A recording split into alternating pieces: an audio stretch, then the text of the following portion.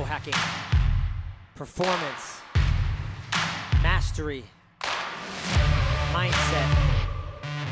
This is a show about getting better every single day.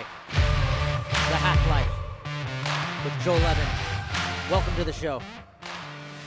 What's up, guys? Welcome to the show. Happy Friday. This is a special episode that I'm dropping early.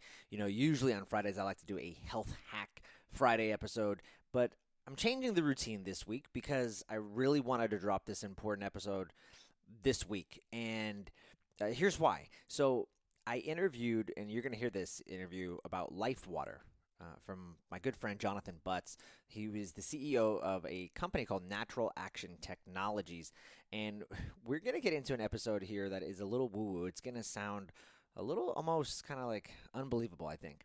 And so I want to just do a little quick intro so you have some background to this. Now, I just got back from a 2-day camping trip in Idaho, and we were in an area where there were geothermal hot springs, and it was amazing because after listening to Jonathan and learning more about water and how there is this life to water. And we like to think of it as just, oh yeah, it's just H2O, it's just molecules, but he really dives deep in this episode of the difference between a lot of the water we're drinking is stressed out water, believe it or not, or it's just dead water. Think about all the plastic bottles that you're getting. The water sitting on the shelves, it's just dead. But natural water in its natural environment, it has a life. It actually breathes. It has a charge. And believe it or not, it almost has like, he talks about it, it has this DNA. And it has a memory, actually, that it can even store. So where if you go to certain places in the world, it has this. And I really felt this kind of energy, this life water, when I was in the river, over the weekend, and I was in these geothermal hot springs. And we always hear these people entering the hot springs, and then they come out like cured of whatever, or they got this, I have no idea, injuries and stuff, and they felt better. So it's really interesting, and so I think this episode is going to be important. Jonathan is a very smart guy, so just stay in tune. Some of it gets a little geeky in the science, but if you stay throughout the whole episode, it will really make a lot of sense. So stay tuned to the end.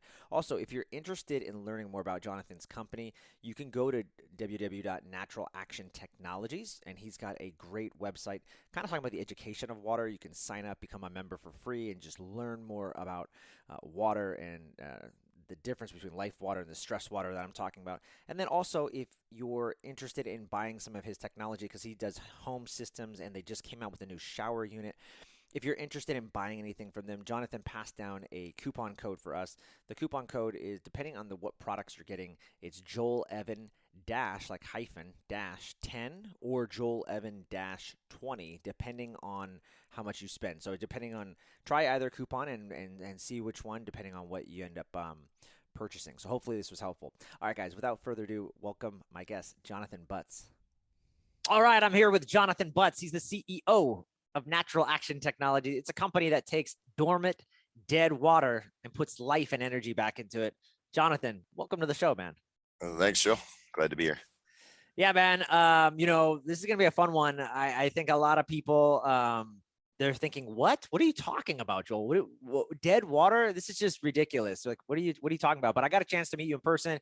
We were at the Biohacking Congress event in Las Vegas, and you were kind of blowing my mind with all the things you were talking about. And I've seen a lot of some of the health folks talking about this idea of structured water, and we know some of the folks from Somavedic and our good friends at Lila Q. But yeah, maybe just to start off, kind of tell people, like, how did you even get started in water? I guess it was more of a mechanical industrial direction. So I'm not coming at it from anything's alive or intelligent or sacred or none of that. I'm just going, this is, a substance, and we're changing it into a different form that was unique in itself, pretty mind-blowing. So it actually started with fuel mileage and automobiles. And I had a history with racing and race engines. And so there was an engine side to it, right, that I was really passionate about in racing. Was kind of my main study in life after the nuclear power field. So I've always been around water mechanics and engines and this type of thing, power generation. And so my family business on one hand said, hey, we need a new product for the steel mill. See if you can conjure anything up. And on the other hand, somebody approached me and said, hey, you're really good with engines, and we got this technology we want you to test to see if it's worth investing in. And so I put it on the automobile and, did the whole assembly, and we basically, you put water in a cell, and you put it over to the engine and you retune the engine. And I was kind of 50-50 on it. I had an open mind, but I was like, yeah, I've heard about this stuff, but I highly doubt this is going to do anything. And to my dismay, like without much effort, immediately you could feel the change in the engine. And then I went on to verify that, yes, indeed, you can reduce emissions and increase fuel mileage with this addition. And a lot of people automatically drop to calling it hydrogen. But if you do a fuel calculation on the amount of hydrogen we're putting into the engine, the amount of energy it has, and add it to the engine equation, it does nothing. So like the normal calculations in physics and, energy balance equations that you would look at engineering wise. So every engineer in the world's doing a hydrogen addition equation and going, no, this wouldn't work. It just like I did. And so, but I did it to go, well, what if this isn't hydrogen? Because there's oxygen in here too. So what is this substance? Yeah. So I put it in the laboratory and I took it out of the vehicle, and there's so much politics in the fuel mileage and the oil and the oil dollar and all that, and people's vehicles, you're the last person to touch it, and you're putting water into it and something breaks. Now you're the one who broke it. And I'm like, there's no way this is going to be a good industry, but I wonder if this would be good for the steel mill. I wonder what this substance is, so I didn't know anything about it, didn't know any history of it, nothing. And I just took the system, put it outside and put it through a torch nozzle, and I lit it. And the moment I lit it, I knew my world changed, because what I was watching was not normal combustion. And what it turned out to be was an electrical discharge that's implosive. And so I didn't really know much about studying implosion neither. And then I got on to Victor Schauberger. I did a bunch of tests to show that this was actually just a water vapor that's highly charged. So It's basically like a vapor that's like a battery.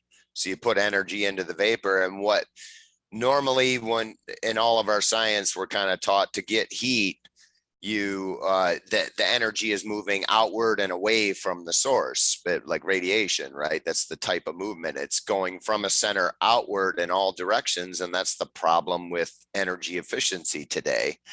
Whether we're talking about a biological system or an automobile or a turbine plant, power generation plant, right? So basically the energy is always trying to escape, and it doesn't go where we intend it. And you have these really low efficiencies, and that's what they put in all the textbooks. Now we have a case for the first time where I observed something that was imploding, which means it's accelerating and concentrating towards the reaction point, which is the opposite of going away from, outward, out of control. The simple analogy would be pushing on a string or pulling on a string. If you pull on the string, it gets organized and follows the source of movement. If you push on the string, it just bundles up and won't go where you want it to go. Yeah. So that's like the simple analogy I would put.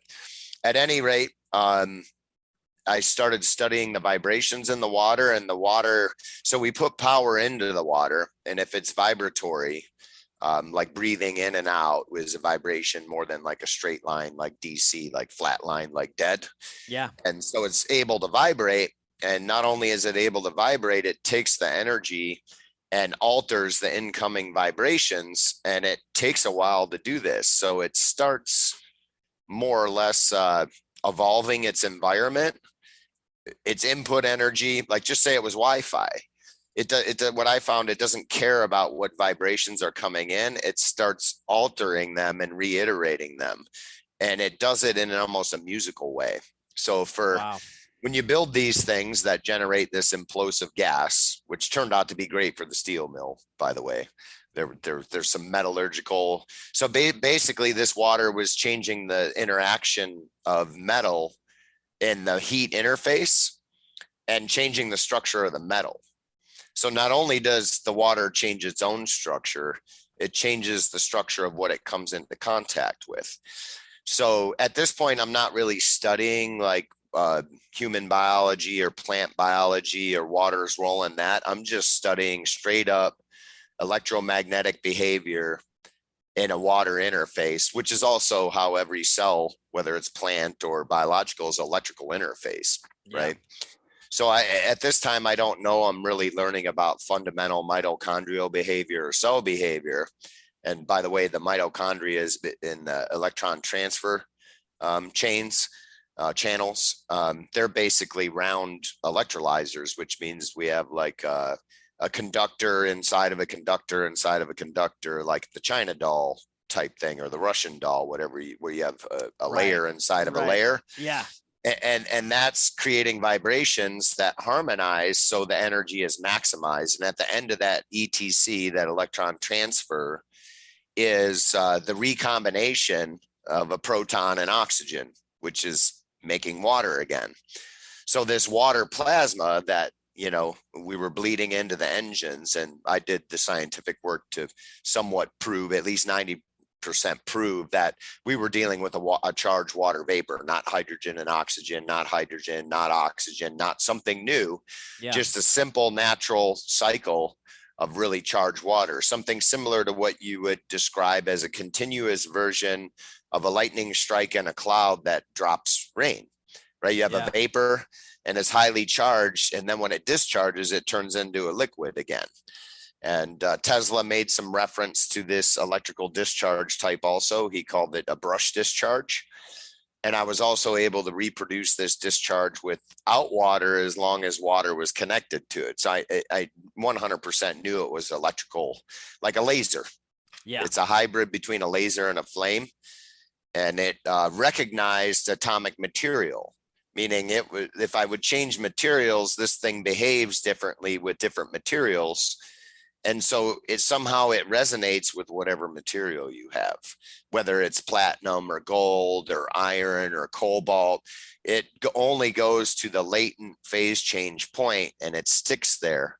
So it goes into resonance with the phase change, which is getting somewhat scientific, but the latent heat is what they call it, or latent heat of evaporation or whatever. It's this zone where like the structure is changing of whatever you're dealing with, but it doesn't rise or fall in temperature. So in other words, like a pot of water when it's boiling stays at 212. You can't put any more heat into that. You just boil it faster. Yeah. So you automatically know if we were boiling water, you're at 212 degrees roughly. And so this is what it's doing to every material on the atomic table. And while it's working on it, it's changing the structure of this stuff, making a totally different allotrope out of it. Wow. I mean, so now I take this basis and we evolve. I'll just say that the introduction to the steel mill had some weird stuff happen as we were developing, and the development somewhat got shut down. We were code developing with the steel mill, and it was a big one. And they made some changes in their management structure that said, we don't want to do this anymore. And they were weird changes.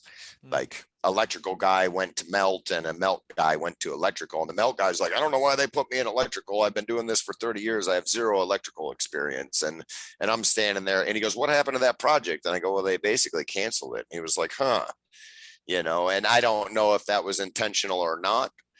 But I do know a lot of the guys in the mills, when I was demonstrating the technology, were like, some of them were in Jubilee expressing how I told you there was a conspiracy blocking this stuff. And the other guys that were denying that were like, well, I don't know, but they were seeing it there. And I'm like, hey guys, this technology actually is really old if you look at the history. Sure. So I thought I kind of discovered something, but actually when I went back into history, there was this person, that person. There was 20 people who were recorded in history studying this stuff. Yeah. And so now I'm like, okay, this is legit. And we keep like sugarcoating this to where it can't come out. And it's simple. It's extremely simple that we can make improvements to water if we understand how the water works and build a relationship with it, rather than view it as a chemical like I did that I was going to force around with my magic recipes. Yeah, and right? I love what you said. A couple of things. I'm just gonna cut you off. I mean, Sure. amazing the background, because anybody that's gonna listen to this podcast is already gonna say this guy's full of BS. He's trying to sell me some snake oil.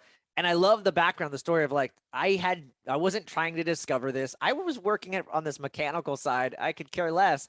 And then the more you just kept discovering, it led to like more curiosity and like, wait, what is happening here? And I also like what you said is I never really thought of that. I would have just thought, like hydrogen, everyone, the rage is in the biohacking community is drinking hydrogen water, has like an extra hydrogen there and it's less oxygen.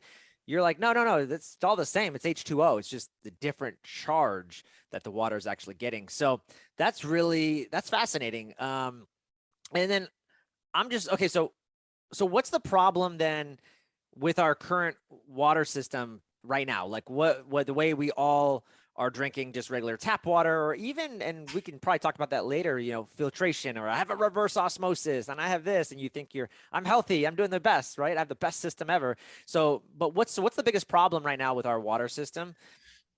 So basically, if we really simplify, um, water has somewhat of a memory, though I wouldn't say it's exactly identical to how we interpret memory.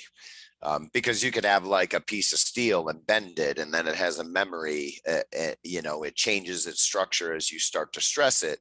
So maybe the universe is just like way more simple than we realize, and memory is just a recording of where we've been in an emotional state or how we feel, right? Yeah. And we're made out of water, and our brain is especially like made out of water. It's like the highest degree of water content in our body. It's pushing up towards 90% for a healthy brain. And so I even started to think at one point, I'm like, geez, what if the brain works based on how water works? After what I've seen, that's not too far off. Yeah. I do, there's always an individual soul element, but maybe the mechanics of how this brain computer works and how our cellular body works is very much like an authentic intelligence rather than an artificial intelligence, which is a little bit more like programmed, like, hey, we want this to happen, so we're going to allow the computer to adjust everything until this happens. But Yeah. the human says this is what should happen, whereas water is going, no, this is what should happen, and I change with the real world, real time, all the time. So to get right to your question, if you stress water out, which if I define stress from an engineering perspective, it's pressure. Pressure is stress, right? Radiation, receiving radiation can be stress. And there's thresholds. So like a little bit of stress is okay. We might equate this to our human lives. Like if you have no stress whatsoever, you're probably not going to be motivated to evolve. If you have too much stress, you're probably going to get sick. Yeah. And so basically, if you look in nature, water never is pumped for long periods of time in its maturation level in a straight line in a straight pipe under high pressure. Where the ideal drinking water occurs is about halfway down the mountain after it comes out of the ground at 39 degrees Fahrenheit, which all around the world, the water comes out at 39 degrees Fahrenheit in a classical spring. And then it warms up as it goes down the mountain, and it picks up minerals out of the rocks, and it goes through all sorts of circular rolling motions like waterfalls, back roll. When you separate water, it charges up on its own. This is very key to how we're seeing more energy come out of the system. Is basically water wants to be together so much that when you pull it apart, it's the hydrogen and oxygen start to charge up, like, let's just say magnetic, even though that's technically incorrect. Yeah. That it wants to come back together, and when it does, it winds itself together and spins together. And so on a parallel, when we study, and it has to be free to do this, in a straight pipe, it can't turn, it can't rotate. Matter of fact, if you watch water in a straight pipe, you can't even see it moving. It just looks like it's still, even though it might be going by at 40 miles an hour. You just see nothing but clear when you study this. So in the end, the water seems to hold on to this stress, and to relieve this stress, you need to breathe it, put it under a vacuum, then back to pressure, vacuum, breathe in, vacuum, right? Pull in, rotate it, which stratifies the hydrogen and oxygen structures. which turn out to be probably not ever H2O, but big bands of H's in a circle and big bands of O's. So we just like multiply it up. Like there's what constitutes real water is many H's working together. Simulating carbon is the first step we see when we get really deep into this. And then oxygen in the same ratio pinned around it. And they kind of wind around each other like a wreath. If you picture how a wreath is wound. And that I think would be the future model, even though it's a theory right now. That's what we came up with by visually observing this lit like laser, where we're actually watching the water illuminate and watching it work with other things. Whereas I would have never got that knowledge studying liquid water. So I came to the conclusion that if this is water vapor, it's still water. Let's apply these principles to liquid water to expose what we don't see. And then we went on to study, looking into the water with different instruments. UV spec is one of them, where we scan the water for different wavelengths. And that's how we test to see if we're changing the water besides taste, feel, interaction with other substances. But long story short, we basically stress the water, and now there's stress stored in the water, and then we drink the stress. And then the stress is dispersed to the body. That's skipping all science. Yeah. We stress it, it stores the stress, we consume the stress, and we shorten that circle up where the long-term stress is getting more and more and more. Because basically, let's just look at this. The waste goes into the river. A couple miles downstream is the water processing plant. They filter everything out of it with pumps and chemicals. They pump it back up to your water tower, and it comes back to you. Where in nature, it would go all the way to the ocean, evaporate and get in the salts and purify there, and then end up in the sky, then back down deep into the earth. And we're shortening that cycle, and that's where the deuterium starts to go away when you get this full cycle, right? So like that's what you hear about deuterium depleted water. Well, when you naturally cycle water, the deuterium drops. And it's like, okay, we're short cycling the water and exposing it to more and more stress. It used to take, say, 100 days for this cycle to happen, and now we're doing it in 1 or 2 days, and it's all stress because we're like, man, we got to hurry up and fix this, right? And so we like cut corners, don't pay attention to water as a possible living entity, even though like without water there would be zero life. And so back in the day, I said, well, man, it's got life in it, and putting energy in it kind of brings the life back, but it's kind of more of the same, where we're just like shoving a lot of energy in there. Right. And so how do we work this equation like nature would do it? And turns out the motion and the pressure drops going to a vacuum, relieving the squeeze on the water. And materials have a huge influence equally. And the more motion you get, the more susceptible the water is to absorbing vibrations of materials, which in a river would be the rocks and the minerals being shaved off, and the aggressive motion of the water, and then the relaxation. And when you look at a river system, it's constantly getting aggressive and then relaxing and getting aggressive. So it's like breathing, right? Yeah. With very fast motion and cooling down and heating up. And one very simple telltale is if you chop down all the vegetation around a river, the direct sunlight actually kills the river. The heat, which is heating it up, is basically reducing its structure due to heat radiation. And so getting to know water and find its balance points are very much like having a relationship with another human being and finding out what their limits are and what they aren't. And all waters are different. And so in the end, it goes all the way to a science where you look at what you call crystal formation as the water evaporates under a microscope. And this is not like Emoto's work. This is not freezing it or putting intention into it. This is characteristic like DNA of the water. And the DNA either has like a stress mode, and it turns out your blood does the same thing. So when you're chronically ill, you start to see a pattern show up in the macro analysis of the blood. And this has nothing to do with what's in the blood. This has to do with an energy pattern that's in the blood, not material, not poison, not stuck proteins or too many carbohydrates, none of that. And so then the same is true for the water, and it's a right angle pattern. German scientist by the name of Andreas Schultz And so he went around the globe, and everywhere where there was industry dumping stuff in the water, it took on a right angle pattern, and whether it had toxins in it or not. And then he correlated it to the blood. And so now we have some validation of the subtle energy by how the water grows something. And in this case, it's growing crystals of what was in the water to begin with. Your calciums, your magnesiums, all the normal minerals are totally different in a group than if we analyzed it as, okay, let's look at the calcium in the water. We would go, okay, there's calcium in the water. It didn't change. There was 100 parts per million calcium before, there's 100 after, nothing changed in the water. But when we look at it under the microscope, these very beautiful pictures painted by the dendritic crystal growth versus right angles. And then on your website, I just want to say, if people go there, they can see, it's actually really cool. And I'm glad that you guys do that.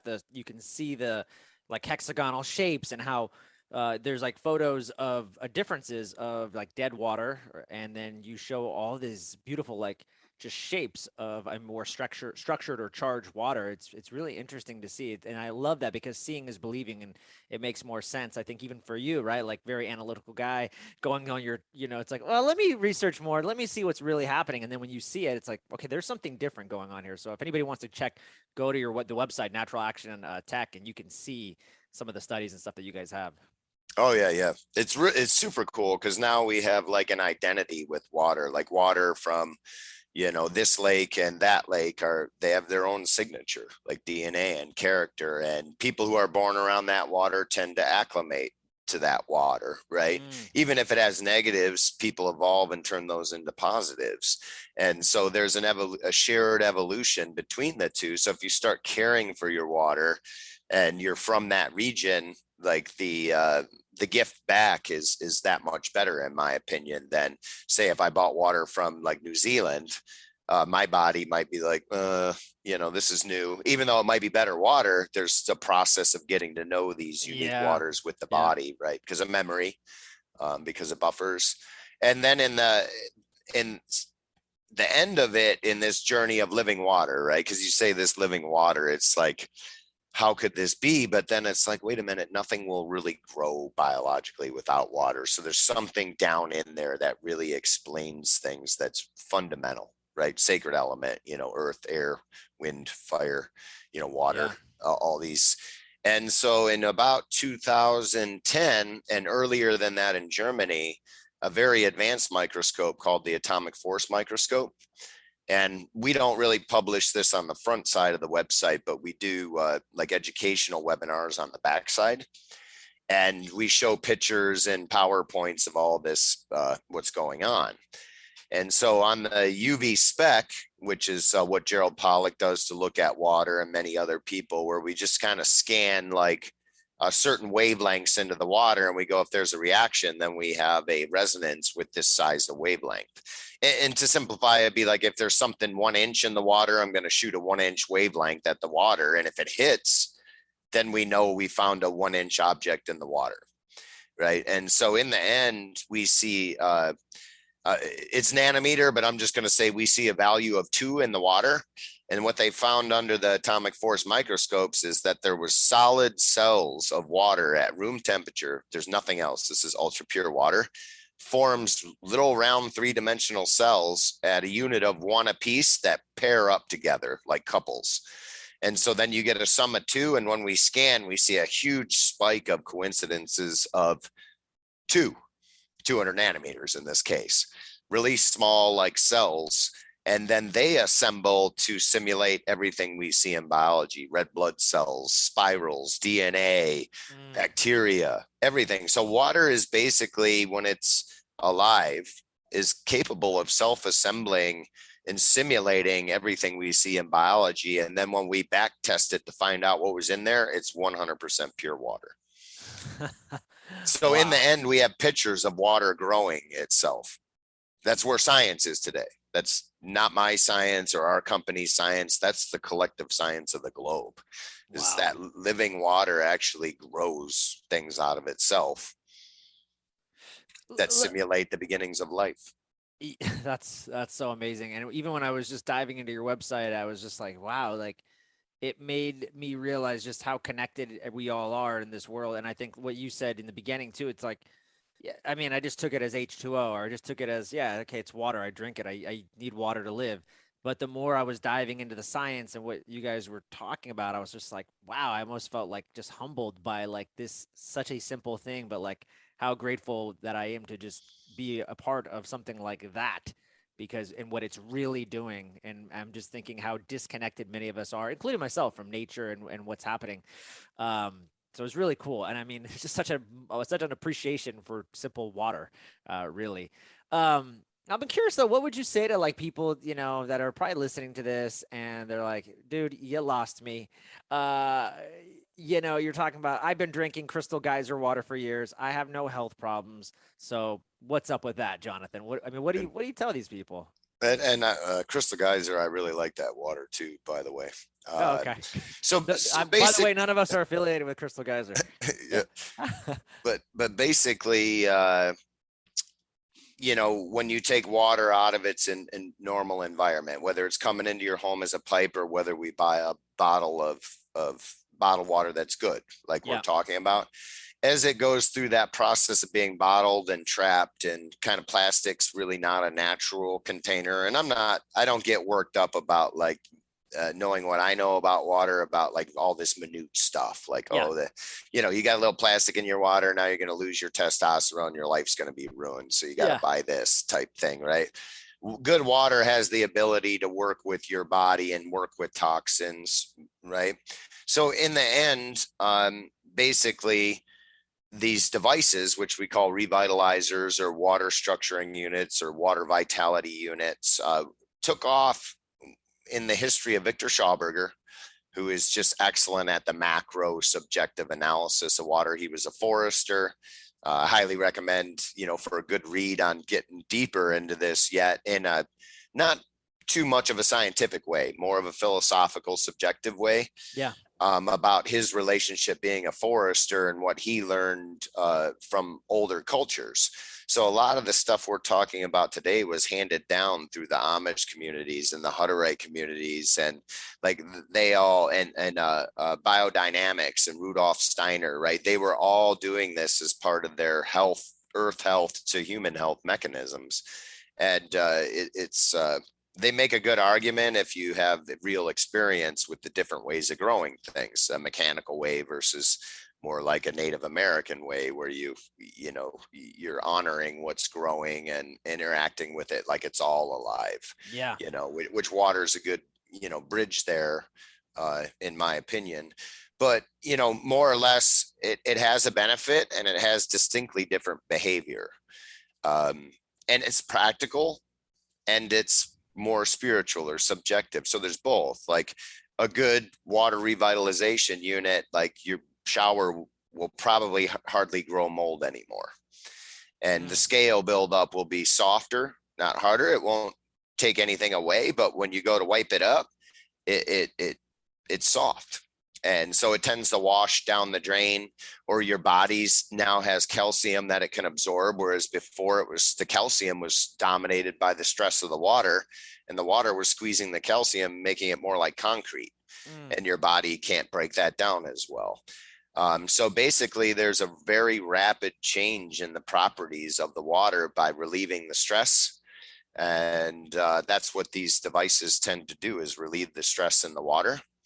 And then almost everybody I know, even the doubters who genuinely try these types of technologies, has an aha moment, and they're all different. Some people are like, my dog won't drink the other water anymore. I stopped using the unit and the dog started drinking less water. It would wait till it was dying of thirst before it went over to the bowl and drink. Then I did this again and the dog was going over there right away and drinking. Horse farms. Mm. We just did one trough. We bought a inexpensive unit and treated one trough, and the horses are 90% drinking out of that trough. Only now, I even know people who do coffee enemas, and the coffee absorbs so fast in their blood when you structure the water and do it that it gives you heart palpitations. And Wow. multiple people do that and go, I didn't really see nothing obvious until we did that. And then I was like, holy crap, what is Yeah. happening? And they were like, I can't do coffee enemas anymore. And I'm like, no, just use less coffee. Right. Yeah. And that's the Yeah. whole story, is the water is a catalyst for all biological life. And if you make a minor improvement or major, depending on how you want to look at it, the whole process begins to gradually change. So you see like gut bacteria will change if you start drinking a living water versus a dead water. And these little things don't, it's not instantaneous a lot of times. And these devices in particular alone don't do filtration. We do filtration also, because it's important to clean the water as much as you can without wrecking it. What kind of filtration do you do or do you recommend for people? Carbon block, you know, in particular, certain types of carbon block have a positive signature on the water where they don't degrade it. Normally filters, you're shoving the water so hard through a media that you're kind of tearing it apart and stressing it. Yeah. And carbon blocks have like a bunch of worm channels and tons of surface area. So it's almost like it's simulating riverways, in my opinion. Yeah. And one of the biggest things water responds to is higher structure of carbon, like diamonds or graphite or graphene. Yeah. Right. Coal or activated charcoal, not so much. So like a charcoal, people go, oh, look, this carbon filter's $10, the one I get at Home Depot. And it's like, no, that's not going to help the water. That's the wrong style of carbon here. We want carbon more like a diamond. So carbon block is actually squeezed like you would make an artificial diamond. It's not quite as far, but there's a lot of pressure squeezing this, and the carbon responds with an increase of structure, just like with the diamond. And so in the end, before or after, like the revitalization units, the quality is really good with the carbon blocks and they last.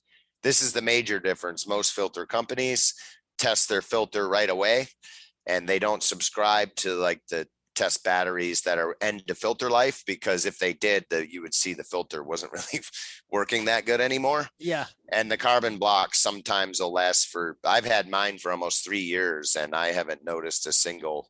And we do it at the sink where it's the drinking water, right? I don't do it on the whole home because then we burn up the filter really quick. Right. And the pressure drop across these is too much. So I have like a separate spigot like RO, except RO is, you know, strips everything out of the water. And then you got to put stuff back in it to kind of get it to go right after that point. RO water being like distilled water where it's good for flushing your body. But it's not so good for daily drinking. You'll flush well, but then, you know, you're kind of flushing too much and not delivering quick minerals to your body, which is really good. Spring water will actually bring balance and energy to your body that you feel. If you're in Idaho at 7,000 feet and you drink out of a spring, I was 24 years old the first time I did that in Montana, and I knew the moment that water hit my mouth, there was something different, but I never thought for a second there would be a way to mimic nature and at least get some of that back in everybody's home. Because I knew, you know, with 8 billion people, nobody's lining up at the springs and we keep wrecking them as we go too. So the odds are terrible. So it was really cool later on in life to kind of evolve into, hey, I knew this about water when I was 24, but I had no language or mechanism or a thing. And everybody would agree too. Even people who know nothing are like, oh, there's nothing compared to that spring water up there out of this, you know, draw, you know, so everybody agrees without the science. Then you bring the science in, people start to question it. And then the science builds up to a point where it's somewhat irrefutable. And underneath it all, another thing I like is in the future, these are the things I think human beings need to understand from a science perspective. Transmutation, that elements change their, you know, uranium doesn't stay uranium. It you know, the big elements like uranium evolve back down into the solution. Like iodine is what you take when you get radiation poisoning. When uranium breaks apart, it leaves a daughter of iodine, which is the solution if you get hit by the older element, right? And hydrogen's always evolving. It's evolving into deuterium and tritium, and you know, so these atomic table they teach is kind of static, and it's not. Everything's changing, even all the way down to protons flip into neutrons. And when you deal with implosion or inward movement, you don't have the radiation component, which is harmful. So they kind of, I had a nuclear background, so they somewhat teach that, yeah, this stuff can happen, but it comes with danger. a lot of danger, and you'll get hit by this unseen danger and it's deadly. And so we have to do all this stuff. But if we reverse the equation and take radiation to implosion, this stuff is rewound and recombined into new elements. So what you would call fusion. A lot of people, the science puts out that, oh no, fusion's not possible. And we proved this incorrect. So don't look anymore. But actually water's kind of doing it all the time to different degrees. So technologically, water will advance with the human consciousness and help advance the human consciousness. And likewise, the liquid version, of drinking water, watering crops or whatever can be altered, and nothing wears out with the technology. This is what I think's super cool. It represents this idea that we don't have to consume things to make things better. So most of the revitalization technologies that we're talking about don't wear out. 10 years later, they test the same on control laboratory tests, and we've been around for longer than that, so I'm able to test things that old. And some of them even actually show better, like they season themselves. So talk really quickly just about, for people, just some of the products that you guys are making so they can kind of have an idea. You've mentioned some of the house stuff and the RO, kind of like the filter, but you also have handheld stuff. So kind of just, tell people about some of the products that you guys are making. Yeah, the handheld is designed for if you're traveling or if you're at your sink and you want to do that. They're not as aggressive in the vortex process as the inline stuff.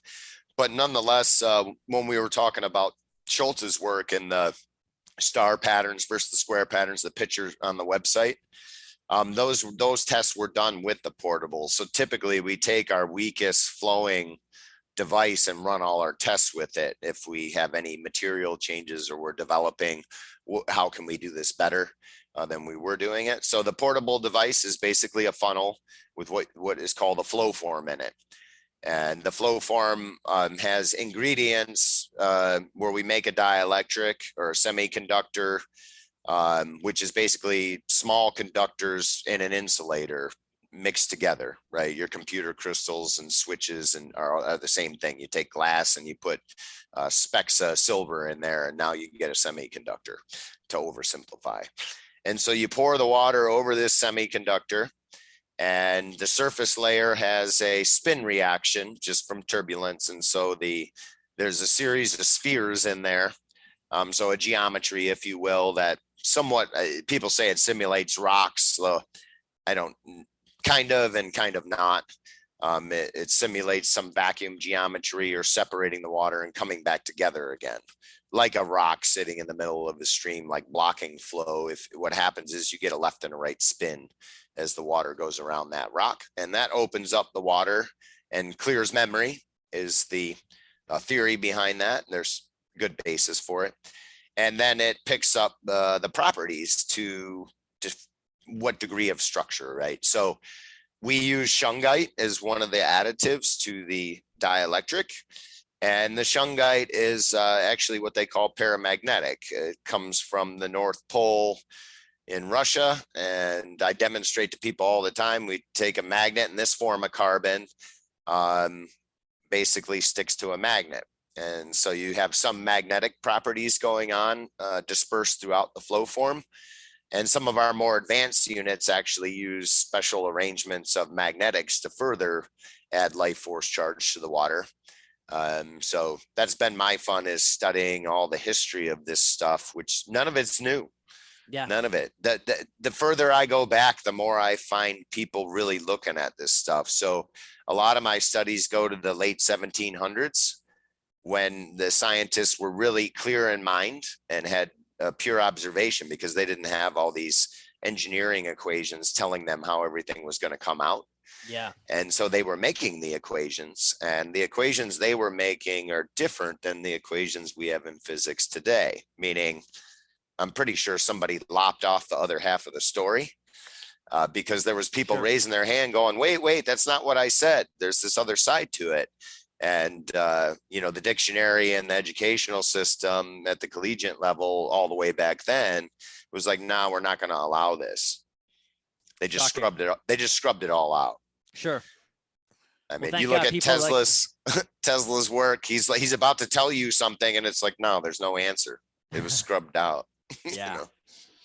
know? Um, I'm curious too, and this is not to badmouth anybody or any other companies because that's not what we're here to do. And I know Yeah. that's not your take either. I mean, you're just Mhm. you're here with an abundant mindset and you're just trying to serve and deliver good stuff to the people. But I know I'm gonna get questions about this, and like, well, and I'll just give you an example. Like, I have a Somavedic, like it supposedly structures the water, and they've got some good data. Like, I use distilled water and then structure it. Am I good, or would you say no, Joel? You could still benefit from a revitalizer. Yeah, definitely. I mean, let's just say you're in the airport and you got to buy Dasani water, What about right? yeah? Besides Dasani, what if I just want to get a glass of wine? Can I put it through the? Oh, absolutely. The Okay. wine, yeah. I don't think we've published it to our site yet, but there's panels of people who like judge beer and whiskey and winemaking, and they've been doing it a long time, and they tested whiskey, beer, and wine, and white wines, red wines, and they came up. They let the panel review it, sommeliers, all that stuff, right? And they were like, in every way, shape, or form, we generally view this as an improvement in taste and feel, Yeah. across the board. Yep. Smooth and Interesting. smoothness, right, is our quality. So Yeah. now you can, and there's a science behind this from a chemist standpoint of electronegative and electropositive. So carbon next to oxygen is the most electronegative substance on on Earth, basically. That which means it will store or absorb electrons from surrounding bodies. So if you're electropositive and you come to me electronegative, I'm gonna kind of grab some of your electrons, Yeah. and as long as we're in the proximity, I'm gonna take the stage, right? It's what it kind of amounts to put it in layman's terms. Yeah. And so the oxygen and the carbon are really what we work on, because we talked about that simulation of water, like simulating life. Well, it also simulates carbon. And we kind of know this because we can ignite it and it will behave like a fuel. And we can also put a little fuel and the implosion will turn to an explosive. So we see this chameleon effect going on water where it's like, oh, I got a little bit of this. I'm going to copy this behavior and amplify it, or I'm going to turn this toxin off, make it so it's not so radical to the body. And I'm going to grab it, hug it, and not let it go as I'm going through the body. Right. Which, if we all detox by drinking water, water goes in and grabs the toxins out of the blood. So if it came with them and it has the ability to hold and grab more than it did before, which is kind of the hardcore mechanical of what we're talking about, that the hydrogen is improved and the oxygen is improved in the water, both. Yeah. Not just alkali water and more oxygen, or acid water and more hydrogen, both are improving. So, um, you know, the Samavedic and other range devices where we're basically creating a field and the water is subjected to that field is Yeah. just much more intensified when we're flowing the water in the way that it wants to be flowed Yeah. over materials that the water really responds to. It's just kind of more concentrated and intense, Yeah. and happens faster, Yep. right? And there's less interference because the interaction is one of being inside of the water. Yep. And that's the difference, is the intensities are usually much different. And we have no idea what the limits are. I will tell you this, like some of our like magnetic devices, at first they're like too much charge for people. And I'm sensitive to water. So if I go to like a really good quantifiable hardcore naturopath who like has on medical record correcting severe problems in people. So these aren't like, oh, Reiki, I'm healing your body right now, and it comes back 24 hours later. And these are like hardcore permanent changes people.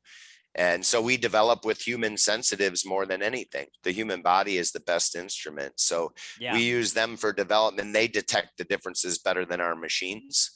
And some of the people that, scanned me and worked on me said like, too much energy in the water is not good for you. Mm. You have to find a balance point. So I can take a number of different units and method. And for me, our regular device, one pass through the portable device, you just pour it through the funnel, right? It comes out the other end into your glass and you drink it. That for me is okay. good, like daily drink. If you're going to drink a lot of this, this is what you would do, is drink this version. Yeah. If you were going to go more towards medicine water, which is where I really like to go with this, and start programming it. Yeah. There's companies, I don't know if you've seen, but there's companies that make charging pads, Yeah. and they Yeah, I have have seen open that. source programming the water. So if you have an ailment, you look up the program, you set the water on this pad. Well, water that's receptive or clean energetically isn't full of noise, right? Because we're talking about really communication here. The essence of life and communication is really what we're talking about, which we don't really understand the universal language. But I have a feeling it's simple, it's not complicated. And human beings would tend to look at it as like hieroglyphs in Yeah. this complicated translation. And I think it's very simple, like breathe, just in the health world. Like Yeah. human Yeah. beings do a lot better if they take time to stop and breathe, right? Totally. Simple. What about another one that I'm not too familiar with, but I know a lot of people hear about it. It's like the Kagan water, and they're telling you that it's single file organized water.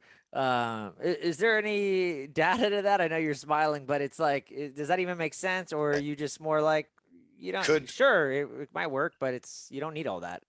Well, and I'll be straight. Kangen water works because it's basically what I spent all my years studying, was electrolysis across plates Yeah. and the response to the water. And so Kangen basically marketed alkali as the reason, and that's absolutely ridiculous, because you could poison somebody with alkali water. Alkali alone doesn't mean anything. Yeah. So the Your quality body of alkalizes everything once it comes in anyways, right? yeah, you're totally acid, and then it's moving towards the alkali, right? Because your blood is alkali, but it's very small alcohol. 7.2 to 7.4 is the blood, right? So the whole process goes from acid to alkali traveling, and then it switches again in the inside and the outside of the cell. So when you walk the pathway, it's alkali, then it's acid, then it's alkali, then it's acid. And, there's these processes that all have to be in balance. So, nature and the human body tend to work pretty good between 6 and 8. And, if you drink 5 and 9 and you're not doing that all day long too much, your body's going to rearrange that. And it might be the mineral acid benefit, like a humic acid or a fulvic acid, right? Yeah. Really, really good for the body when taken in the proper amounts. Yeah. Right. And so we get to tuning your body to the proper amounts, and communing with water may be a way to understand what your proper amounts are, right? Having a relationship of paying attention to how you feel when you drink the water. And that's what you said about people's differences, right? And natural biomimicry versus electromechanical. With Kangen, you're basically putting amperage, which is disorder, and heat into the water.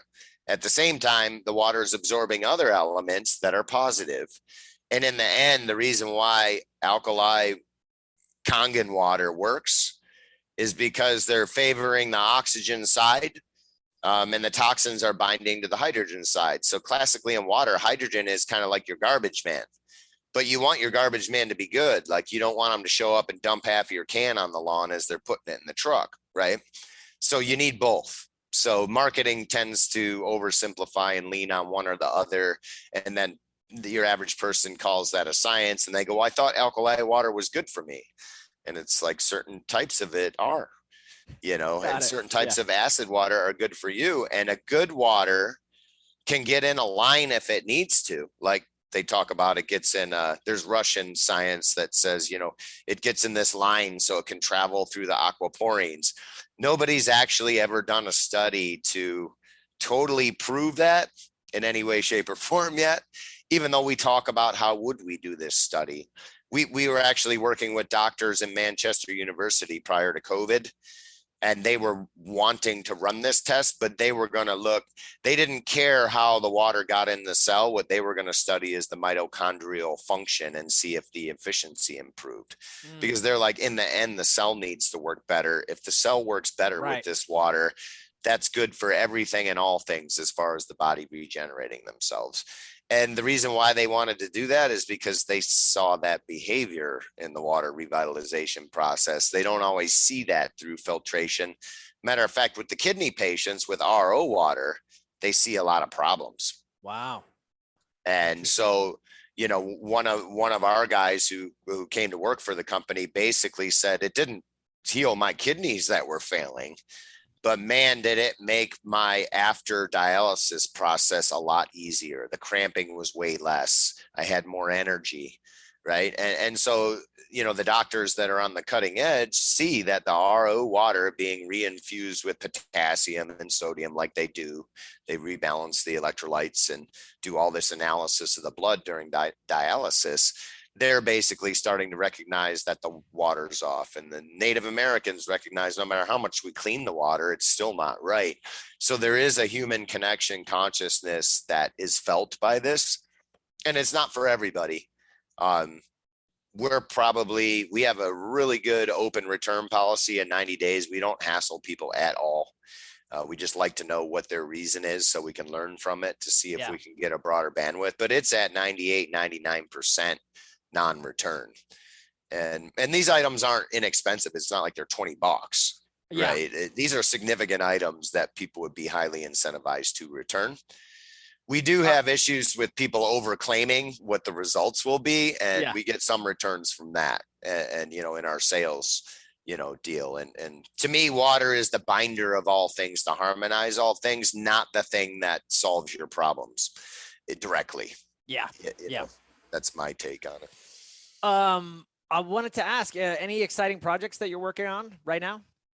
Yeah, we're going back into the water plasma again, and maybe potentially some fuel mileage stuff and mining, separation of material and transmutation, allotropic transmutation of material, raising the quality.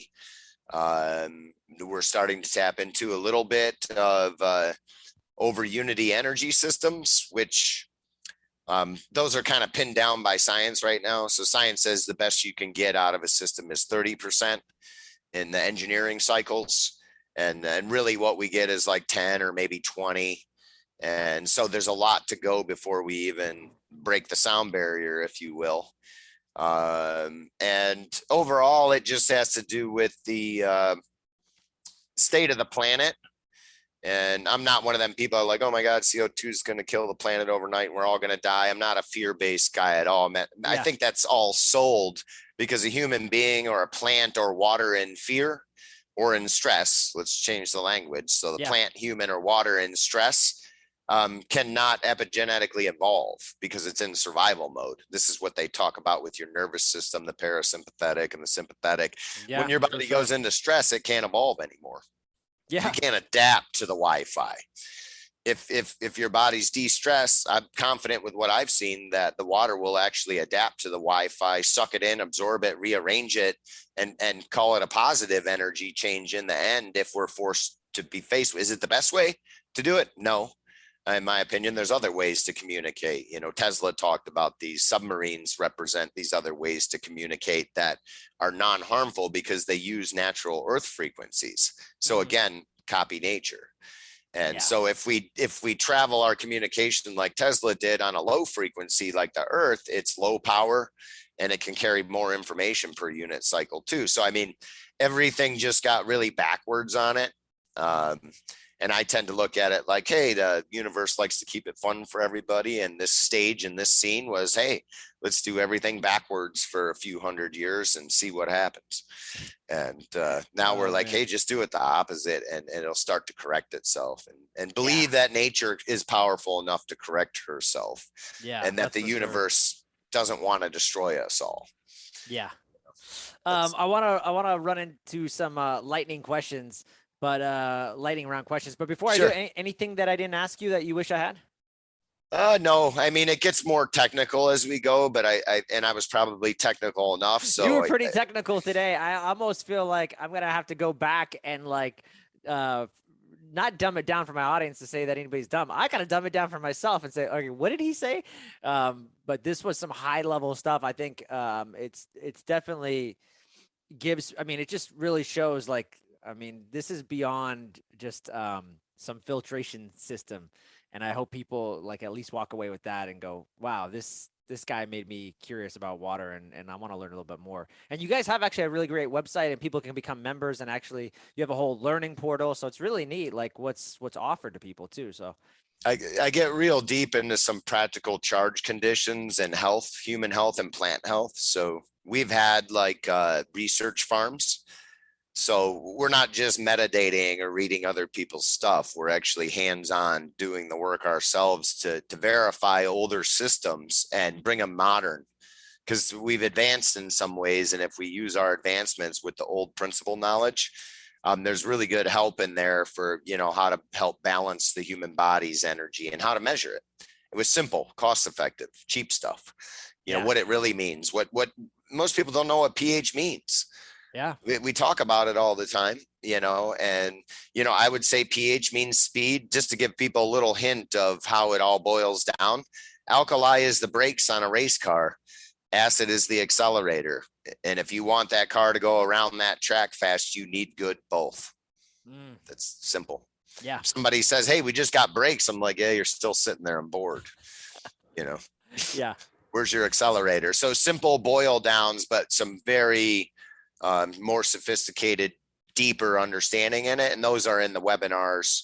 And you can fast forward through parts you don't understand. That's the good thing about it. Grab some tools out of there that are helpful. So it goes beyond, a little bit beyond just here's water and all about water. It's about here's how water plays the overall role in this energy balance. And really it's male and female energies, and they swap. So you got male breaks and female breaks, and male would tend to be like sharper or more aggressive braking.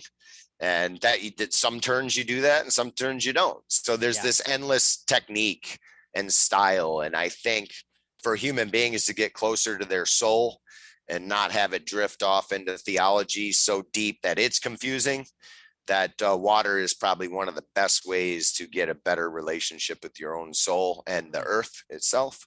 So that's that. And then that's about all I would finish with. That's awesome. All right, let's do a quick lightning round of questions, and then we'll wrap it up, okay? All right, cool. I'm curious, man, what are some choices that you made that you think made you who you are today? One of them was just making a full commitment to water. Once my intuition said this was something different, my life changed from that day forward. Prior to that, I was like, I'm bored with this. I'm going to do something else for a living. I don't know what I'm supposed to do with my life. And then it came to a point where I was given so many gifts about the inside secrets of water that I'm like, well, I'm rather certain I'm supposed to share these with other people. That was the most major event that ever happened in my life. Yeah. I'm curious, who's someone, you mentioned all these amazing, from philosophers to researchers to Tesla. I'm wondering, even, and it doesn't have to be, it could be these could be the people that you're going to name, or it could be somebody even more alive today or modern, but is there anybody that, inspires you in the health and wellness world that you follow? Around today still? It doesn't have to be. That's why I'm asking, because you've got so much great, I love just the more I talk with people like yourself or Ian Mitchell, and I'm just like always blown away by, I love that you said that like, you're like, dude, all this work has been done before. It's just, the more I start to learn about guys like Tesla and Rife, I'm like, holy cow, these guys knew things 200 years ago, or was it 100 years? They knew things, and they were on the cutting edge. And I just feel grateful that there's people like you that I feel like are doing their work again, because that, let's just face it, big pharma, and like you said, the medical association, they just tore it up and said, Rife and Tesla, their labs, from what I understand from historically, were just destroyed. So and so I just feel grateful that there's people like you that are furthering the knowledge and saying, hey, finding something here. And it's so cool to see that these guys did it too. Yeah. So, and each one of them, when you get into their work, and my answer would be Rife more on the health side, and then Bécham before that, which I believe is why Rife was spending 20 hours a day under the microscope, is because he believed in pleomorphism versus germism. And he was attempting to make that argument. And along the way, that is part of how you understand the defense against so I've worked with Rife microscopes and the back engineering of them, and some people that are way beyond me, and I'm thankful for them because they boil it down for me. They kept going down that rabbit hole, and their elders, my elders that simplify and teach me things that I just absolutely am grateful for. And I'm interested in it. I don't take that kind of, oh, these evil people ruined it for all of us. I take it as a what is. This is what is. Yep. And I'm not afraid to change it and talk about it. And I never will be. You know, that's I've been doing this a long time now. And I just think it is so cool that why would you rip this from youth's excitement about doing practical things in the world? Because if you look into a Rife microscope, it's like going into outer space. You're seeing things that no one has ever seen before, right? And I haven't looked into very advanced ones because nobody's really duplicated it all that well. But we went far enough to see that it was possible and come up with some practical solutions in that world of understanding cancer and what it is and what it isn't. And there's some really cool stuff there about human pregnancy, actually, that teaches us about cancer, because, you know, the human zygote is born as a single cell with no nucleus, and that's the definition of cancer. So for 9 weeks, we start out as a ball of cancer. How does that happen? And why does the body allow that to happen? And there's some mechanisms that are occurring, right? And so, you know, let's just say cancer was a bioweapon. I'm not saying it is, but what are the mechanisms of that bioweapon? Cancer itself is not a bioweapon. That's just yeast growing. Yeah. And then it gets in a group and it becomes a fungus or a mycelium, whatever you want to call a group single cell with no nucleus. Yep. Right. But it's an incubator for things that are pretty nasty. And so these critters are all smart, right? They're in your body, and when they network together, they're intelligent. You can study all that intelligence of the critters. And I've had experience with that, where the critters, like, you know, they were doing things in my body and they're intelligent about how they're doing it. That might be why, like, if you've never eaten sugar all your life and all of a sudden you start craving sugar, a lot of it, it's a good sign that your microbiome has taken hold, and you're going to have to do something about it, because this will get worse, right? That's simple. Yeah. Yep. It's just simple. Why am I eating sugar now? And I'm like, oh, there's a bigger, you got to address that now, because if you wait, it's going to be a tussle. It's going to be a fight, you know. Candido will throw you around like you're a rag doll. Yeah. I was telling a client about that the other day.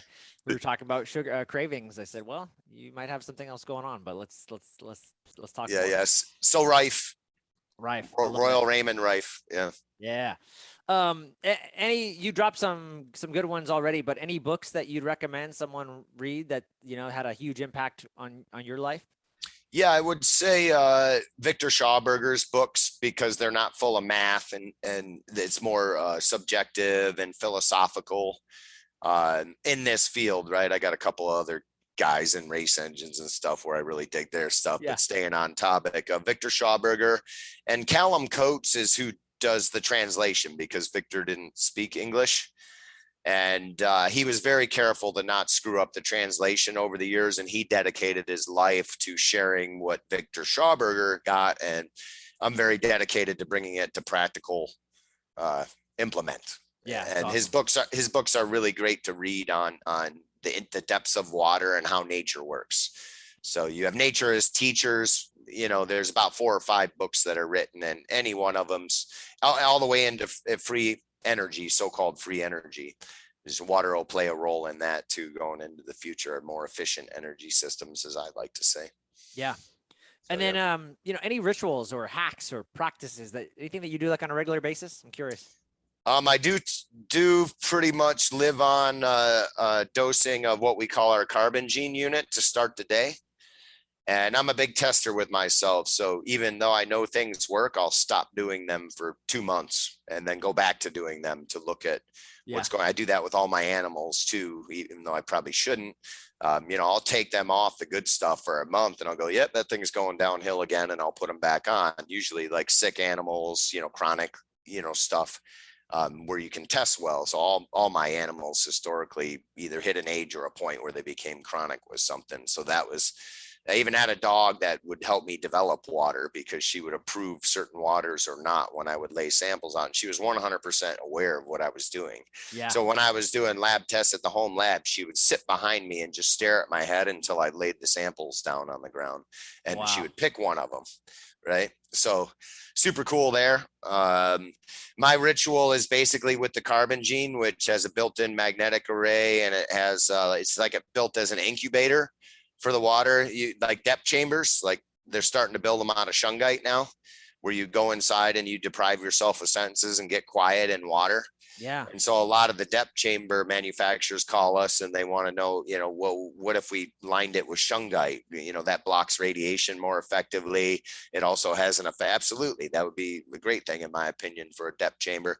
So the Carbon Gene is basically a overnight charging, and then we set the fridge to 39. And we use the magnetic array to put extra charge. Life force, that work is based on von Reichenbach from, I believe, the late 1800s, or could be late 1700s. And he used sensitives to study the energy fields around magnets. And so we put an accelerating torsion field in the water via the magnet in the past research, the shungite, as well as nanoparticles of gold and silver and ormus. And we charge this water up overnight. And basically I give gratitude and thanks to the water and a quick meditation in the morning. And I drink that before coffee, before anything else whatsoever. And what I found out is my day just was clearer and went better when I did that. And then when I come home from work, or if I'm at lunch, I do it again. So it just goes back in the fridge 3 to 4, 5 times a day. And that's my ritual with water, is using one of our original units in development that I made, early on, so it kind of has a early birth in the design structure. So that's my basic ritual that I do, other than more routine stuff like trying to exercise and walk in nature and stop and breathe. Yeah. That's amazing, dude. I love that. Last but not least, man, where can people find you and the good work at, at your company, Natural Action Technology? Naturalaction.com or naturalactionwater.com. Either of those work. And we have social media channels too, if you want to follow there. Todd Shipman does a great job with that. So we're always educating and sharing, and we support, everybody in this industry who does the water vitalization or living water. So chances are, over nothing and no attention, almost every one of these technologies that are out there are going to give you an added improvement to whatever water you are using. So I'm really gracious that we're not the only ones doing it. And worldwide, there is a handful of people, and I attempt to work with them in harmony so we can all move forward together. Yeah. Regardless of the results. That's beautiful. Jonathan Butts from Natural Action Technology. Thanks so much for being on the show, man. Yeah, thank you so much, Joel. It was awesome. Appreciate it. Awesome. All right, that's it for today, folks. I hope you enjoyed this episode of The Hack Life. And if you did, please share this episode on social media and then tag me at Joel Levin Coaching. And don't forget to subscribe to the show on iTunes and give us a 5-star rating so that you don't miss any other great episodes. We can only spread our message when you share this knowledge with others that need it. Thanks a ton, guys, for the support.